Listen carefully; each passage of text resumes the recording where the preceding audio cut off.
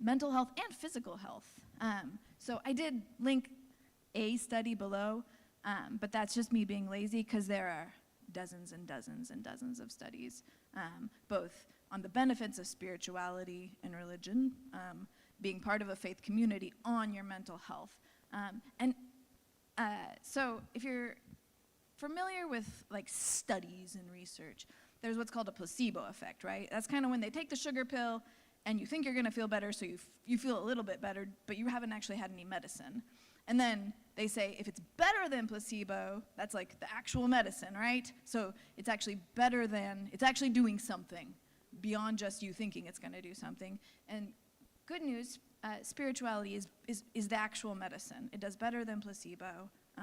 There's some real benefit. We see it in mental health. We also see it in like cancer studies, chronic illness, that being a part of a spiritual community and believing in something higher than yourself has it's actual medicine. So that's good news. Bad news. It can also increase people's reluctance to admit you're struggling. And we kind of mentioned that. Or if you are struggling, feeling like maybe there's something lacking in your faith. So you can have like a double crisis because you're like, well, I'm depressed, but also I'm a little depressed about being depressed because I thought this reliance on God was supposed to keep me from being depressed. And now I think there's also something wrong with my faith. And that's a real tough situation to be in because now you're dealing with two really discouraging things. So that's something we kind of wanted to combat today. We mentioned kind of just then thinking, okay, I don't have to service my mental health because I'm a part of a faith community. And sometimes that is enough, but if it leads us to not look for help when we're struggling, then that can actually be a detriment. Let's see, I had a couple others that didn't get on there. So other problems we can run into, yes. It can also lead to some just disappointment in our community, right? When our faith community fails, as they inevitably do, because I'm not a part of this church, so this is not a commentary on this church, but most churches are made up of people, and people fail us.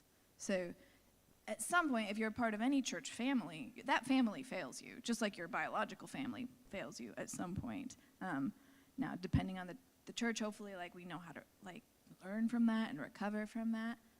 But at some point, they do fail us, and that can be extra disappointing. I know, for example, during COVID, you couldn't meet with your church, right?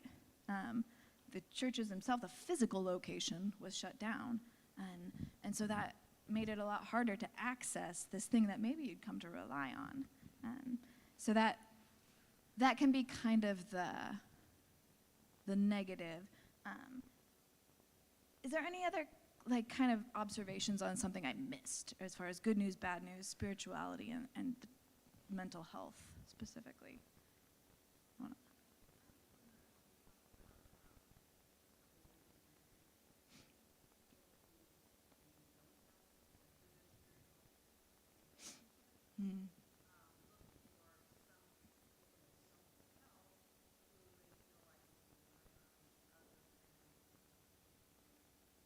Yeah.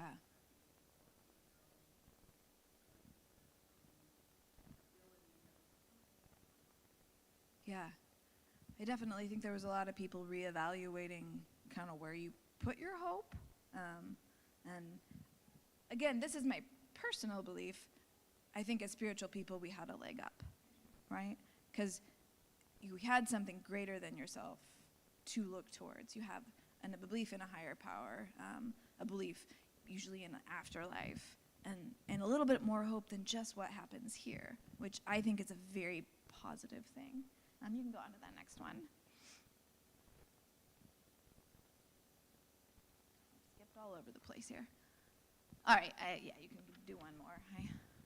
All right, so we're in church, so I'm kind of a Bible geek, and so I took the opportunity to bring in, we're going to do a case study from the Bible, if that's okay. So this is, maybe somebody you know, I don't know what your Old Testament knowledge is, but we're going to go Old Testament, so I'm going to lose lots of you know. I'm sure. So what we got is a prophet named Elijah. Maybe you've heard of Elijah. Maybe you haven't. He has a nemesis named Ahab. You're probably less likely to have heard of Ahab. The name you're probably most likely to have heard is his actual nemesis, which is Jezebel. And her name is actually stuck around a little better than any of those because she was so bad. So she's the bad girl, and in this story, she's actually the one Elijah's worried about. So I'm not going to read the whole thing, but maybe I am. All right, so the prophet, this godly man, has just come off of like a win, okay? He's just won this major battle, but now Jezebel wants to kill him. So this queen, this Jezebel, sent a message to Elijah saying, "So may the gods do to me and more, also if I do not make your life as the life of one of them by tomorrow." So she's threatening to kill him. And then Elijah was afraid, and he rose and ran for his life and came to Beersheba, which belongs to Judah, and left his servant there. But he went by himself. Oh, okay, pause. I'm going to pause myself. Sorry. So this next part, I'd love it if you looked for mental health symptoms and the solutions that are given, okay? So that'll help you not zone out like I usually do if people are reading to me. Okay, so we're in verse 4. "But he himself," Elijah, "went a day's journey into the wilderness and came and sat down under a broom tree. And he asked that he might die, saying, 'It's enough now, O Lord, take my life, for I am no better than my fathers.' And he lay down and slept under a broom tree. And behold, an angel touched him and said to him, 'Arise and eat.' And he looked, and behold, there was at his head a cake baked on hot stones and a jar of water. And he ate and drank and lay down again. And the angel of the Lord came again a second time and touched him and said, 'Arise and eat, for the journey is too great for you.' And he arose and ate and drank and went in the strength of that food 40 days and 40 nights. So as you look at that, what do you see, first of all, as mental health symptoms? Suicidal ideation, right? This is a prophet of God. And I like this example because we kind of over-spiritualize. Like, spiritual people couldn't deal with that. But here we have kind of the spiritual person of that day, the spiritual hero of this nation, and he's having suicidal ideation. What else? He isolates, yes, which is a very common symptom when you're dealing with mental health is I just want to be alone. No one else can understand. We isolate ourselves. Other things you see. The big ones. He's sleeping a lot. Yeah. It's kind of a symptom and a cure, right? Like, okay. So we see anxiety, we see depression, we see suicidality, and we see isolation. Now, what do you see as the solutions?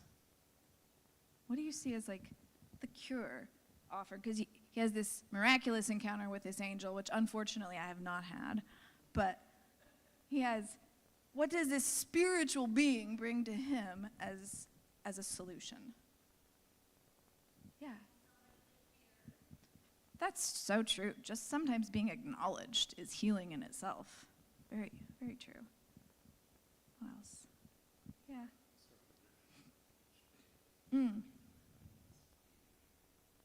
Right. The ritual of it, the place, the significance of the place. Yeah, that's great. That's deeper than I went. Sure. Yeah, that's true. Going to a place where you feel safe and feel maybe spiritually connected. Okay. Anybody else? Okay.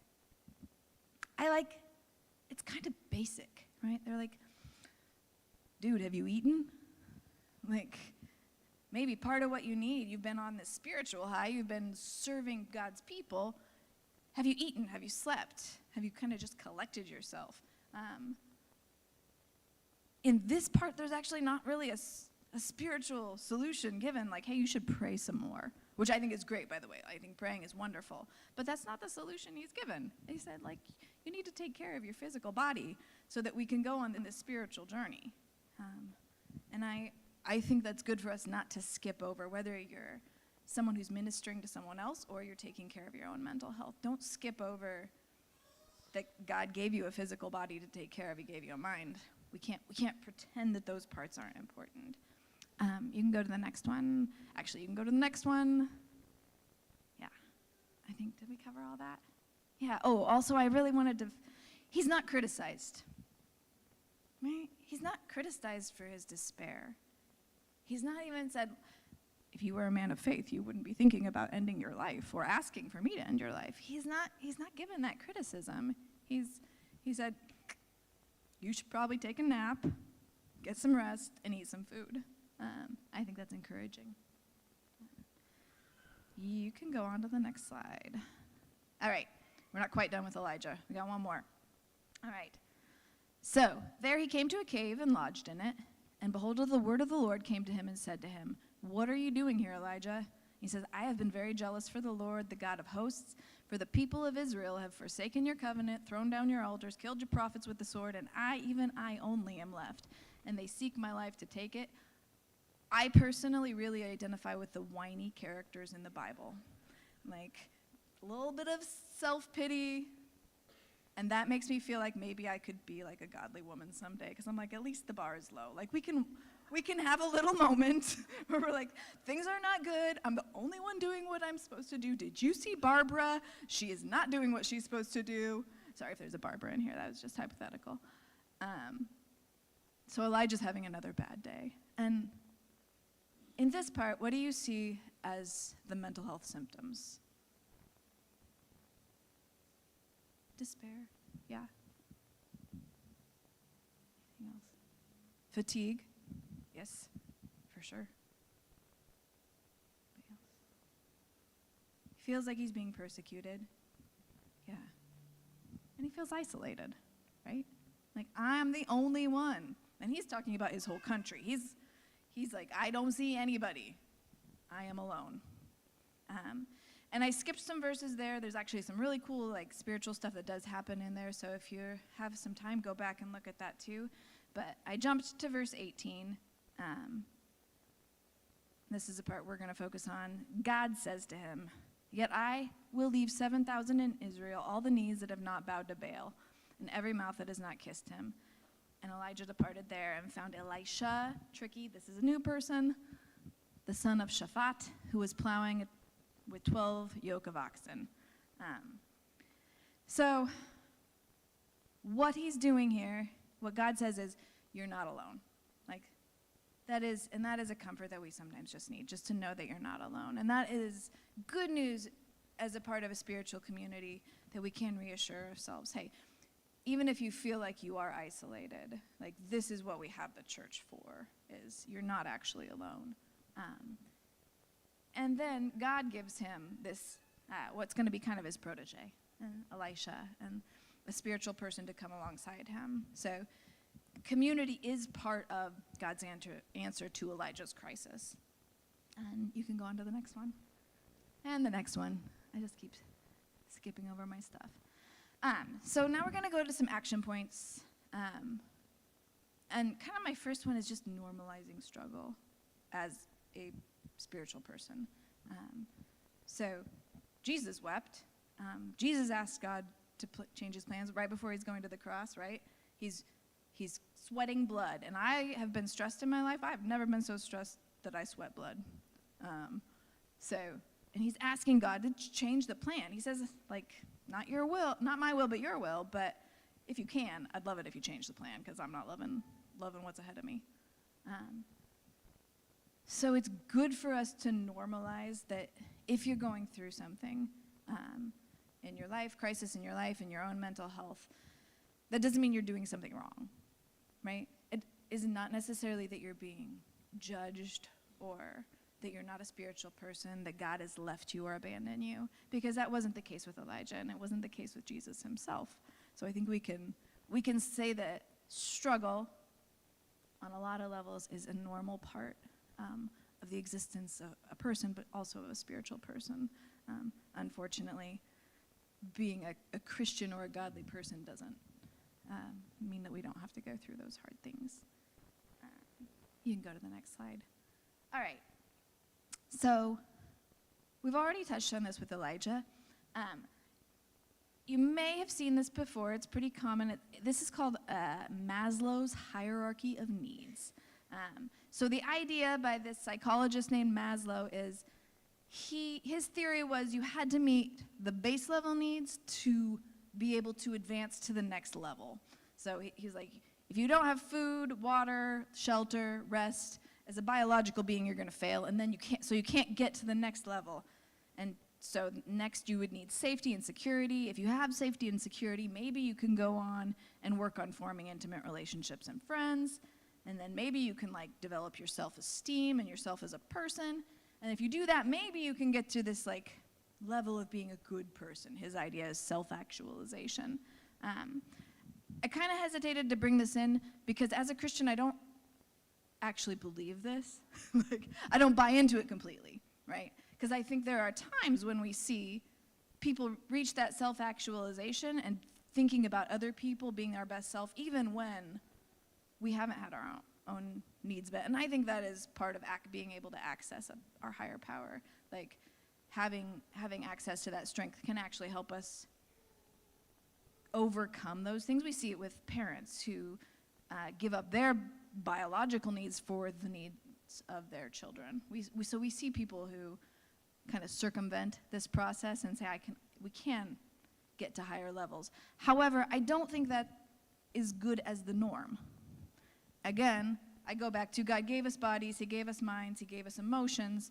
So in general, the preference is to make sure all those levels are needed to make sure that you're functioning. So don't skip them, right? Don't be like, why do I feel so tired? Have you eaten? Like, are you taking care of those biological needs? Do you feel safe? That's important.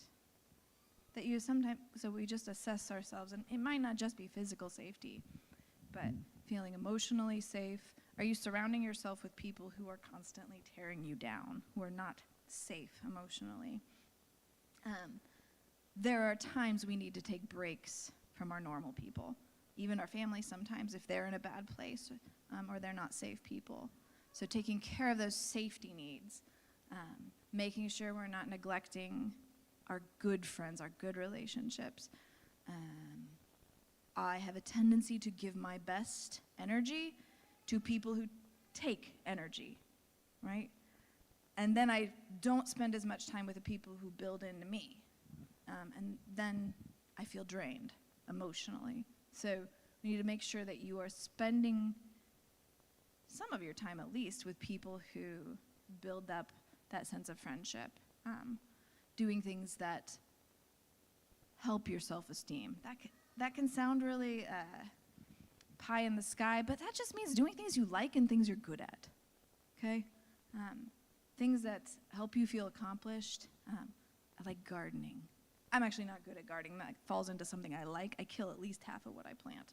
But it does build me up. I get to be in nature. I get to see things grow. Occasionally you see things die, but it's okay. Like, there's still some sense of accomplishment and connection with nature. It's great.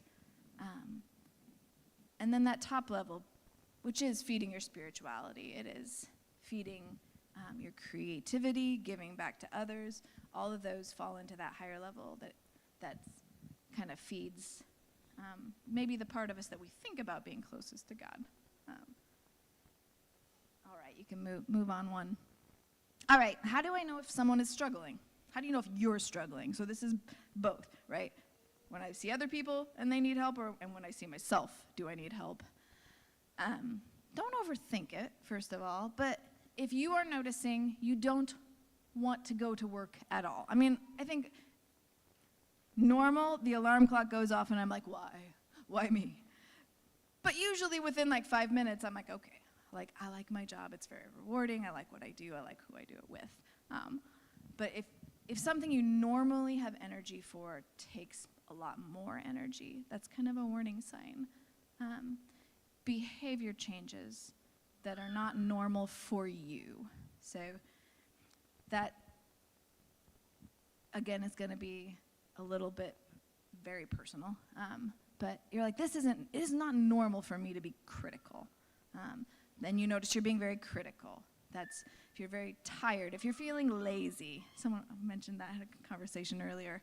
If you're feeling really lazy. So I actually, as a therapist, don't believe in lazy. Lazy is always a symptom of something, like a lack of hope, a lack of drive, lack of self-care, because a healthy mind is active and creative, and we want to build things.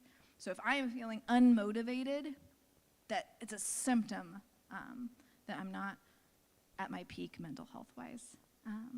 Again, attendance problems, changes in your hygiene, sleeping too much or too little can be a sign of poor mental health. You can go to the next slide.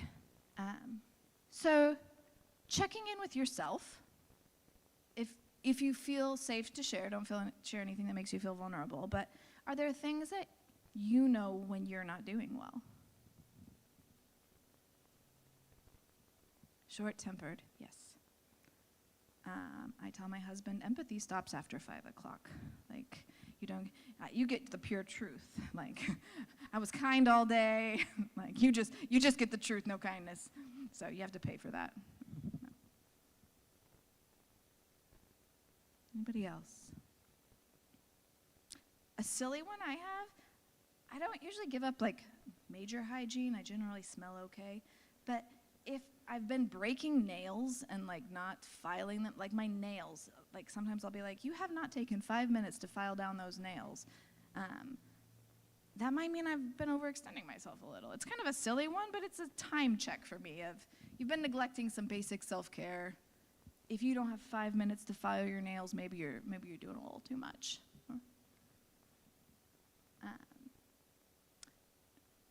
Are you self-aware enough to know what triggers you for anxiety or for depression, anger, any of kind of the less pleasant emotions? Do you know what your triggers are?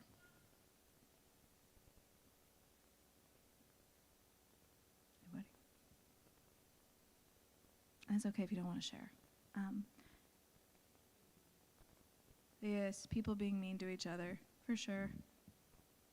Yes. 4th of July, yeah. Oof. Definitely. Loud noises. I'm not a vet. The 4th of July is triggering for me. And I never feel older than the 4th of July. I'm like, why? Can't we celebrate quieter?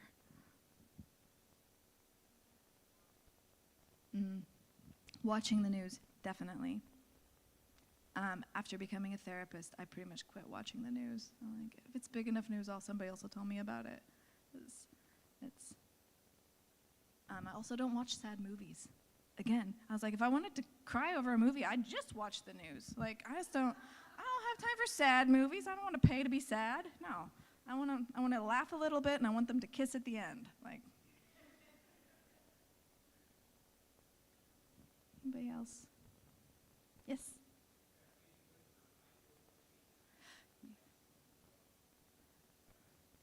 Yes, the snow. Our part of the world has way more seasonal affective depression also. And sometimes it doesn't rise to the level of depression, but we have a lot. The weather makes such a huge impact. And when we haven't seen the sun and we can't go outside, and it's cold and terrible, that is, like, we have to, like, every year be a little bit aware that the world is kind of against our mental health, and we have to, like, take a little extra step to take care of ourselves. Yes, that's a great one. I'm glad you mentioned that. Yeah. Okay, you can move on to the next one. All right. So again, kind of the vein we're going in, if I didn't explain that well, is it's good to check in with yourself occasionally so you know when you're not doing well and where you are on this line. Maybe you're doing awesome. You're way in the green, you're cheerful, you're joyful, you have good energy. So you're thinking, I want to check my energy, I want to check my mood, and I want to kind of check my performance in my general tasks and relationships. And then I move down, right?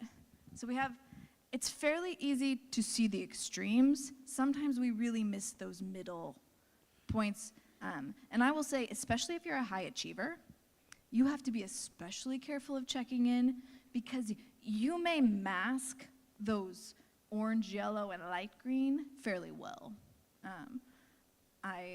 my father may have told me, he's like, you're a perfect therapist. You're aware of everyone else's emotions and you have no idea about your own. So I tend to not know I'm struggling until I am in crisis, okay? Because I mask the middle struggles pretty well until I can't. So the mental health check-ins are important, especially when you're in the middle, because in the middle we can take less drastic actions to kind of self-correct. You can go to the next one. All right, so actions to take. We're looking at our supports, right? Internal strengths. So there are people who are just really good at collecting themselves and like, all right, I'm gonna feel better today and like do all the things and take all the, I'm gonna go on a run and eat purely vegetables and I'm gonna do all the things. So that internal strength is maybe where we should go first, but definitely not where we should stay. And I will say, even if you're in the bright green of excelling, we still need maintenance. You still need time with your friends, with your family, with your church. That isn't a pass to not take care of ourselves. And in fact, staying on those healthy things when you are healthy is a huge part of maintaining mental health, is not waiting till it's bad. Because again, if you're a high achiever, you may be able to skirt by pretty well on the minimum self-care, but then a crisis hits you and you're not in the habit of reaching out to your church. You're not in the habit of reaching out to a friend. You have no idea where to go for help because you don't need help. So it's important to develop a lot of those community supports when you're well. That's helpful. And this is a self-check too, because we all have very different families. You may have a fantastic family, and if you need help, they're the first ones you go to, and they're supportive, and they give you good ideas and good support. Or you may have a terrible family, and they are the drag on your mental health. So if you know you have a family that is undependable on any level, then it's more important for you to have church supports, to have friends, that your chosen family, and really developing, again, not the relationships necessarily with the people who are begging for your time, but the ones that actually build into you. We generally have both, right? So making sure you're not neglecting the ones that really do feed you the way you feed them. Some people have great work support. Some people get an incredible amount of energy and positive affirmation and self-esteem from their work and their work relationships. That may not be the case. It might be terrible. So just knowing which of those levels is helpful to you, and then going to the professional and medical supports. Again, these are not necessarily, last line of defense. Like general health and checkups and things are great, just standard practice even when you're doing well. Reaching out to a therapist, there are people that just keep a therapist, right? Now, there's some people that have the benefit of natural relationships that fill what a therapist does. So as a therapist, my main job is to support people, listen to people, and help them solve their own problems. You may be blessed enough to have that in your natural supports already. And if those people are available to you, you don't always need a therapist. But I do find as a society, I have a job because we're really terrible at listening. There's not a lot of good listeners, and people are just busy, right? It's the same reason I've gone to a massage therapist, because nobody has time to just rub my back for an hour.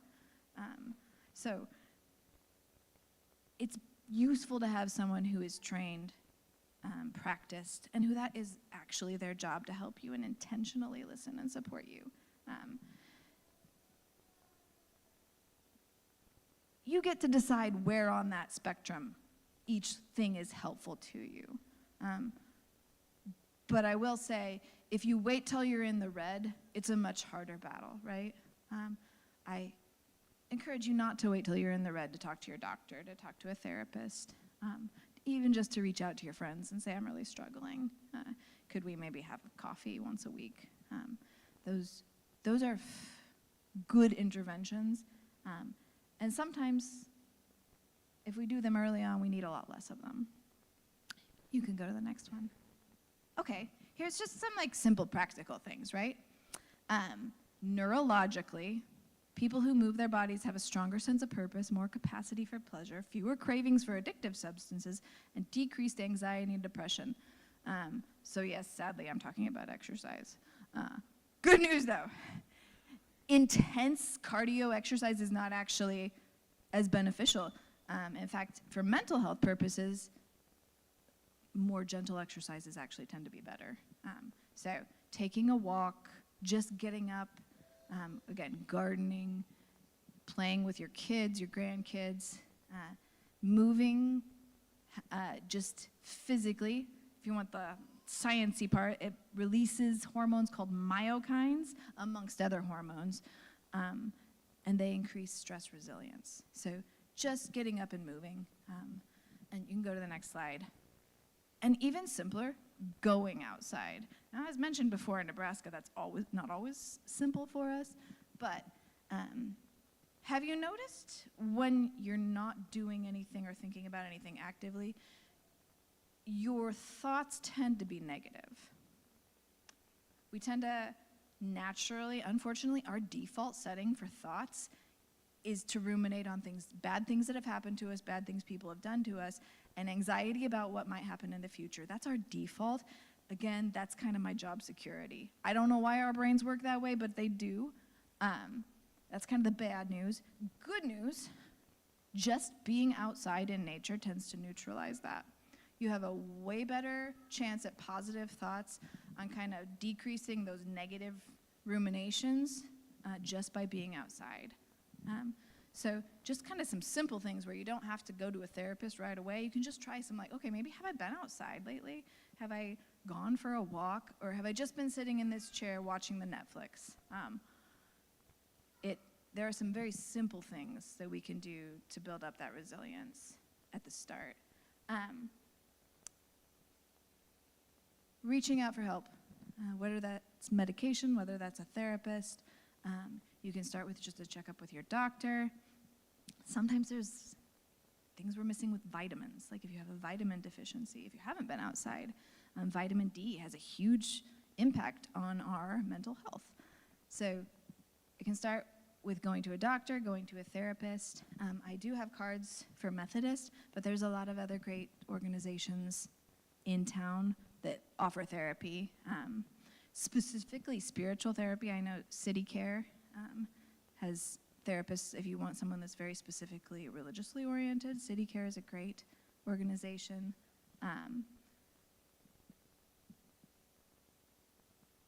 And these are some of the barriers. Okay, cost to be treated, access, where do you start, wait list, there's frequently a wait list.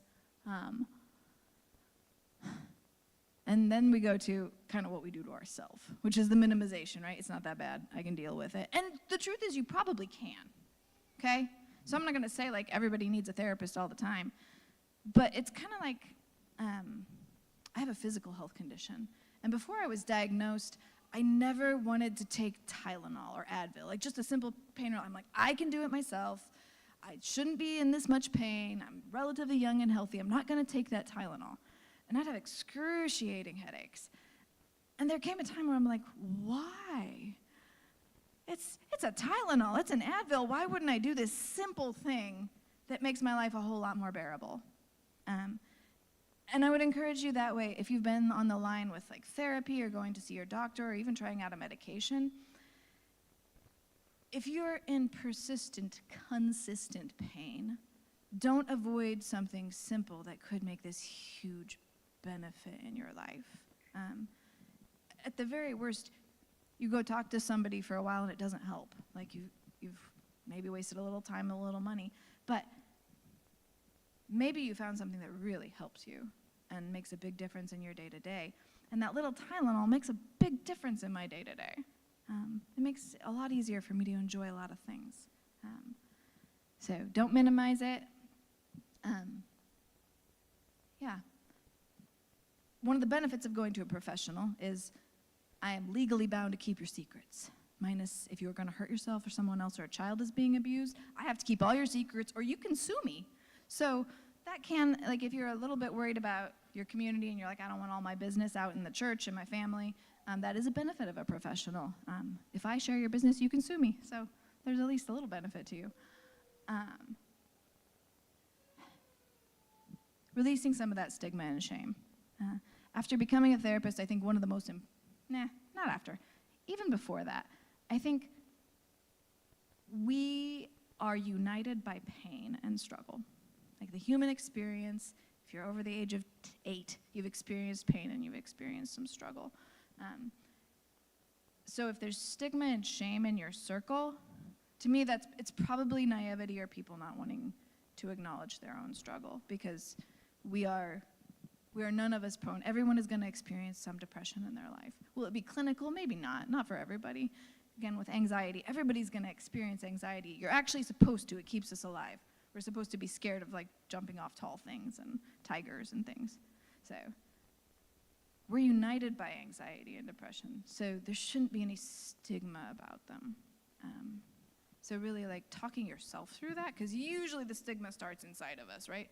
There is definitely some societal stigma and shame that's here, but the worst of it usually comes internally. We're shaming ourselves. So that's something we can do something about. Did you have something? Yeah. Yep.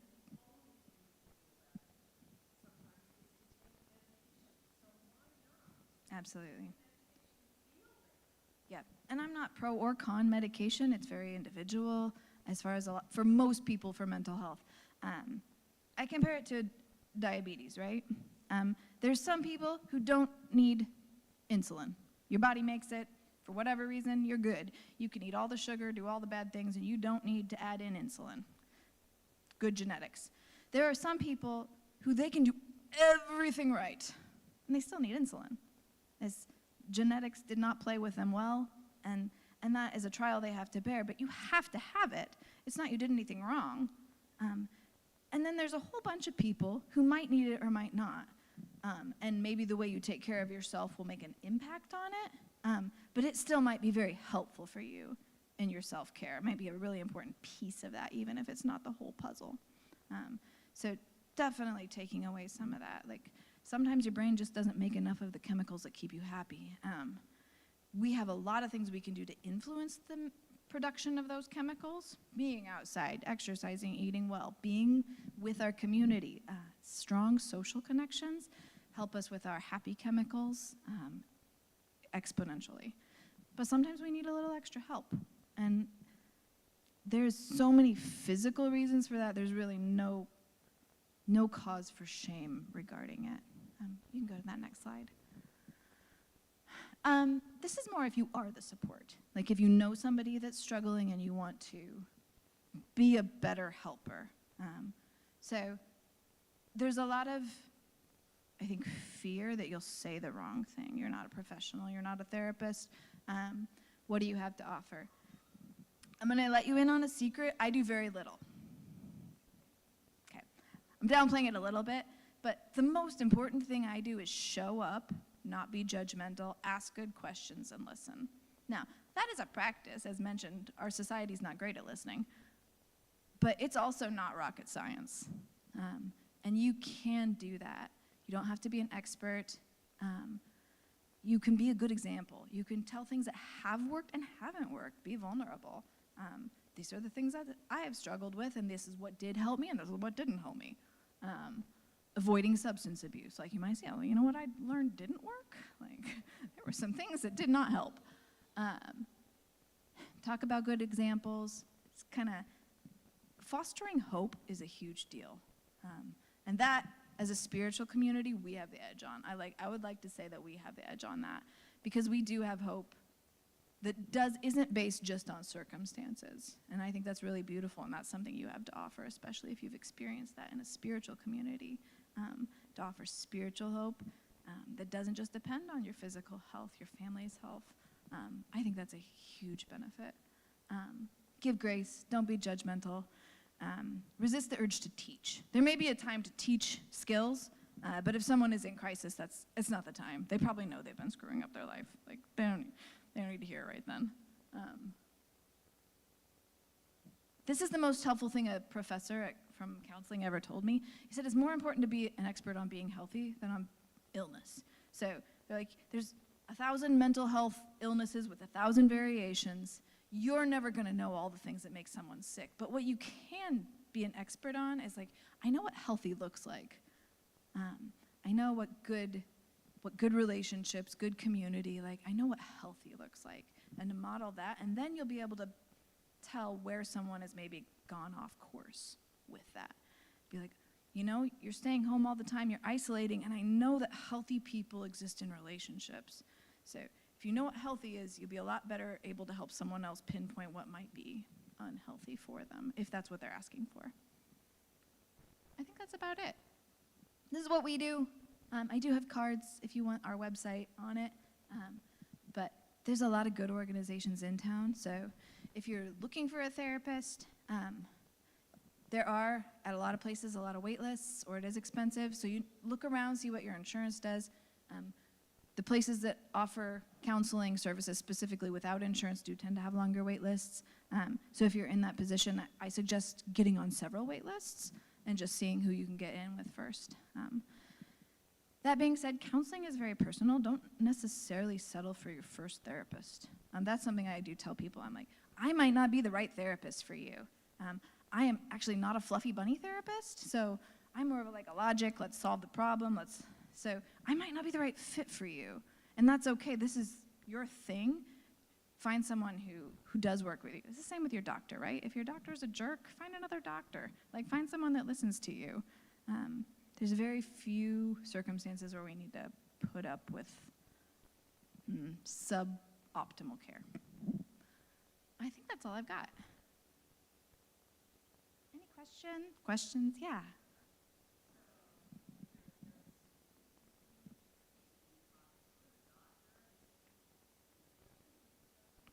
Mm-hmm. Sure. Absolutely. And you go to 5 different people, you're going to get their specialty, right? If you go to a therapist, they're going to want, oh yeah, do some talk therapy. If you go to a doctor, they're going to give you a pill. No, maybe not. Not all doctors are going to do that, but it is your life. So can medicine help? For some people, it is the thing that helps. For some people, it's actually not helpful at all. Mild to moderate depression actually responds very poorly to medication. Moderate to severe depression responds very well to medication. Where are you in that? Maybe you don't know. You might have severe depression, but you've been coping with it so well, you don't know that. So, again, if you've been dealing with it for a long time, I'm certainly not against trying medication, but definitely don't get pushed into it either, because there are 20 different lifestyle things, probably 100 different lifestyle things you can try first. When clients come to me, if they're thinking about medication, but they don't really want to make that jump yet, I usually say, let's take 3 to 5 months with therapy, with some lifestyle adjustments, and see how you feel. Now, if you're still really depressed, maybe try a medication, because the worst that happens is you don't like it, you have some bad side effects, and you quit. And it's worth trying some things to see what works for you. So, yeah, but that's definitely true. Don't get pushed into anything. Doctors can be pushy. Any other questions, comments, snide remarks?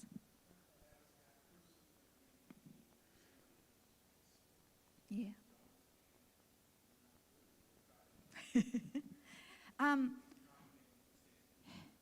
So the first don't is don't run away.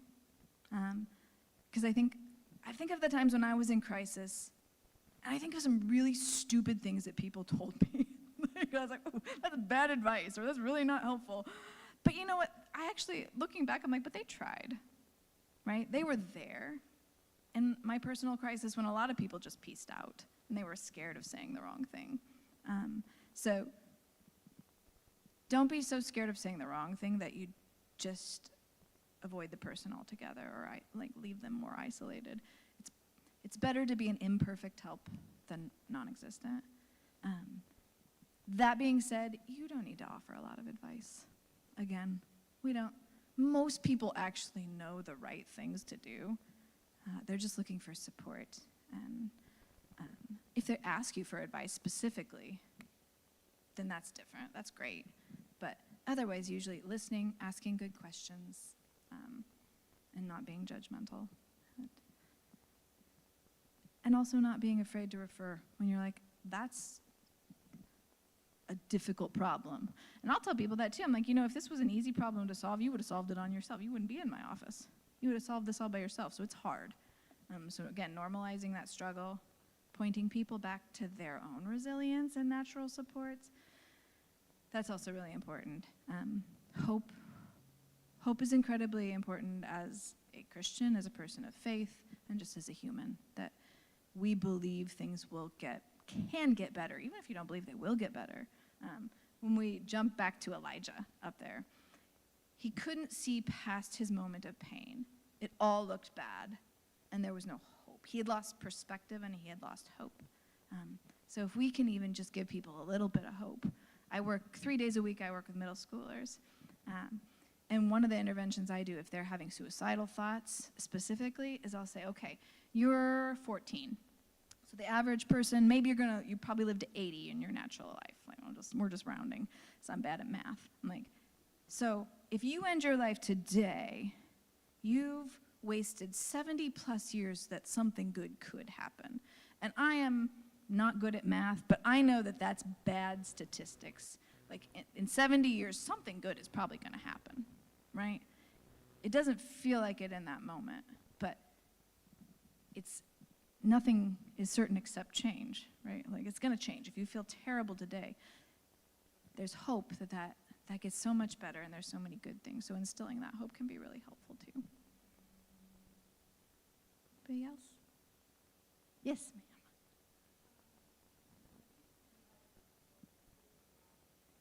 ma'am.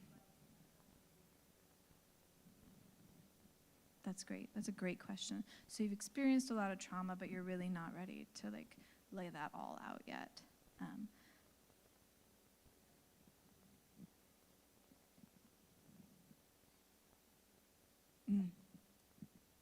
You feel like they'd be judging you?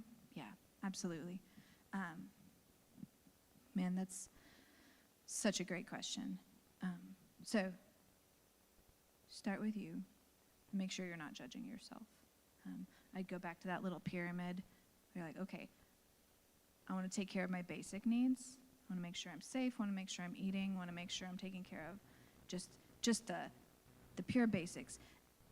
And then I want to look around for the least judgmental people in my life, for the people who I feel safest with, and maybe I'm just going to give them a little bit, okay? So I actually tell people, it's good you don't, like people will come to me and they'll be like, I have trust issues, and I'll be like, good, because there's a lot of crappy, unhealthy people out there. You shouldn't just trust them. Like, you shouldn't, okay? So what I say is build that slowly. Give them a little bit. Like, give them just like a little picture into your life and see how, like, are they judgmental? Are they critical? Do they just kind of fade away and they don't follow up? And then you can go to the next level, like see who responds well and who you can share things with. Definitely there's a place for professional help in that. That is why I have a job. It's why I love my job. But also within your natural circle, there are probably people that are less judgmental and people that are more judgmental. And sometimes dipping your toes into that water can be less scary for you, and you are more likely to identify the toxic people and not share too much. Yeah.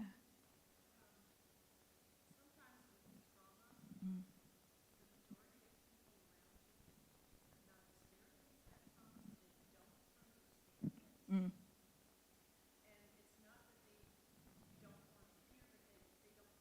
Yeah.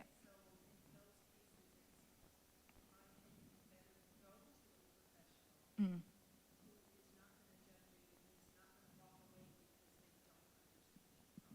That's great. Yeah. And with that being said, there are also a lot of trauma groups in our community, so finding the right group with people who have experienced similar things can also be very helpful, even if you're not ready to invest in like the time or money or energy in therapy specific. Sometimes those trauma groups can be a really great Yep. Yeah, absolutely. That's a great insight. Good. Thank you so much. If you are interested in the Methodist program, I have cards. But just thank you so much for investing your time today. I hope you have a great day.